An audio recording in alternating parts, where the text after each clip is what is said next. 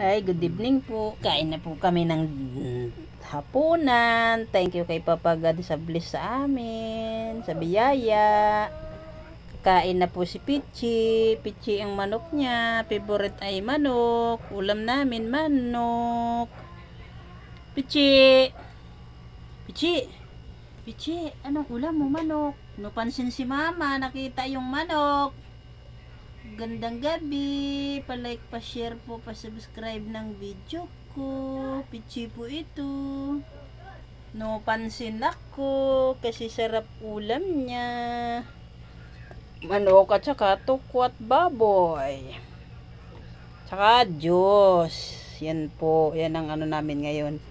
Hapunan. Si Papa niya naman nagpiprepare ng pagkain ni Pichi. Tignan mo, nag-aantay na ang dalaga ko. Ay, hi guys. Gutom na po ako. Thank you po. Bye-bye. See you next video. Bye-bye po. Kain na po ako. Bye-bye.